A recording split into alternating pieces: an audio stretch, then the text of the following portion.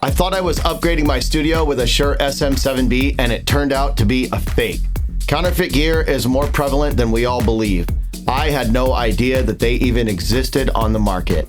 Learn my story and learn how you can prevent this from happening to you. Hello everyone and welcome to the Distinct Mastering YouTube channel. My name is Freddie. Today I'm going to be giving you a whole story on how I used an SM7B in some of my recent videos that you may have seen and how it ended up turning out to be a fake.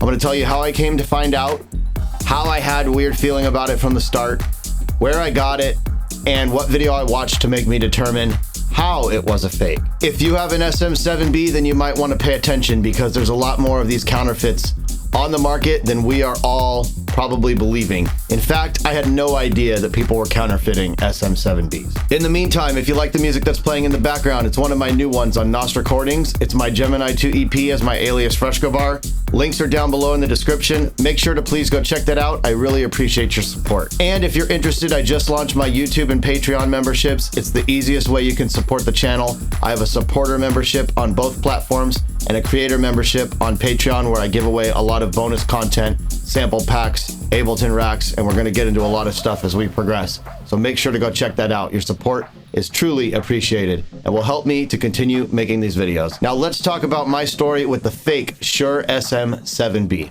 Okay, here's the backstory. I was in the process of getting a dynamic microphone that was a little bit better than a 58 for potentially these YouTube videos as well as some of the live streams that I'm planning on doing for not only this channel, but our record label NOS Recordings.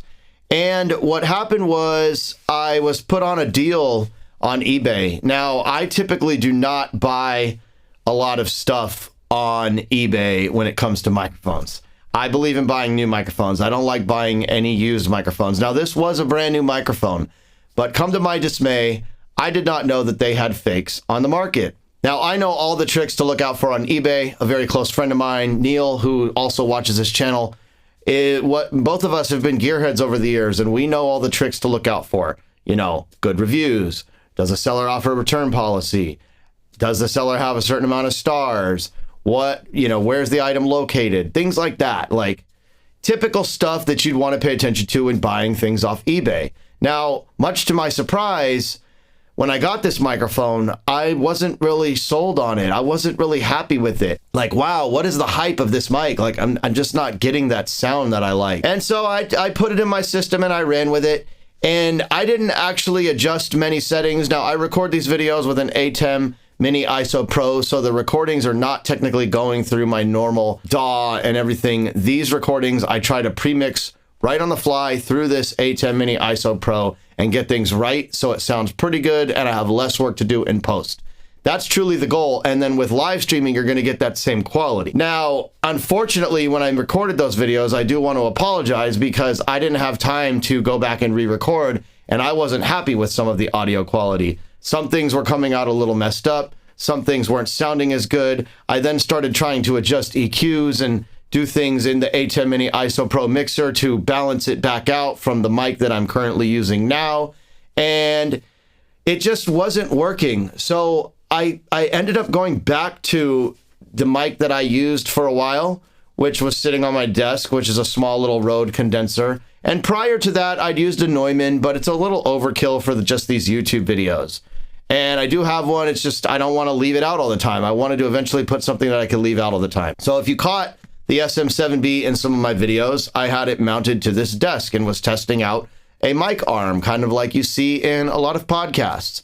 And then it kind of dawned on me, like, well, there's a lot of podcasts these days. What if people are taking advantage? What if this thing isn't truly made by Shure? And I was just at home one day working and I thought about it. And so I did a quick Google search. Lo and behold, this huge Reddit thread came up about fake SM7Bs on, where did I buy it from? eBay.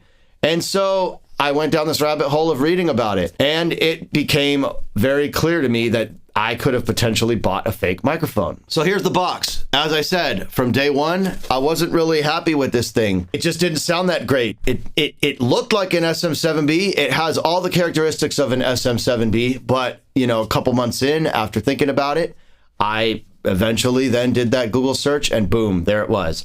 Now, I eventually then found this video, which I'll leave you a link to that down below. And what this did was allow me to identify how this was a fake.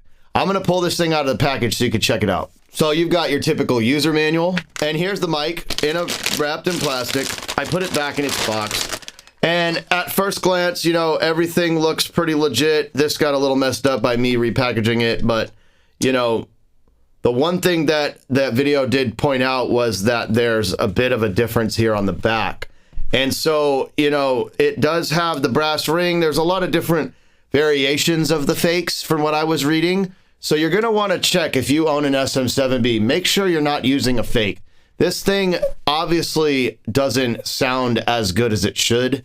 And, you know, the SM7B is a very popular microphone. I just wasn't able to get the right tonal qualities that I liked out of it. And that's odd to me. Now, don't get me wrong. I was stupid. I bought a mic off eBay. I mean, a lot of us buy things off reverb.com, eBay. But typically, I like to buy from authorized sellers when I purchase gear. And, you know, it happened to me. It can happen to you too. So I'm out, you know, a couple $100 on this one. It is what it is. I haven't bought another one to give you guys an example of what it really sounds like, the real one. But that video I left you, a link down below, already does that. So thank the creator of that video. He did the work. So what does this mean from you? Always check that you're buying from a reputable seller. Do your research before buying gear, especially if you're going to buy used gear or gear off eBay. I think it's wise to now check for counterfeit gear. We live in a day and age where the internet scams run rampant. That does not mean gear scams can't be running rampant either. And most importantly, if the price is too good to be true, which this one was, I've seen a lot cheaper ones than the price that I paid, but the price was a little too good to be true. Don't believe it. Do your research. So, has any of this happened to you? Please drop me a comment down below. I'd love to hear your story, and we can prevent this from happening to others. In the meantime, I hope you enjoyed this video. It's kind of a bit different one for me, just sharing a personal experience that I just recently had, and I want to deeply apologize for the sound quality in those videos. I don't often take these into my normal mastering chain and do all of that work. I just do it all into a video editing software, DaVinci Resolve. Saves a lot of time, and editing these videos does take time while recording them. So I appreciate all of your support. Deeply apologies for the few videos that had some hiccups, and I'll be more careful about purchasing gear. In the meantime, please do check out the Patreon memberships. I truly do appreciate it if you would love to support the channel. And if you are new to this channel, please consider subscribing if you found this video useful, hitting that like button, and the bell notification will keep you up to date on future videos. Thanks again, and if you like the music that's playing in the background, don't forget, it's me. Check the links down below for my alias Freshcobar. It's the Gemini 2 EP, and I will catch you on the next one. Peace.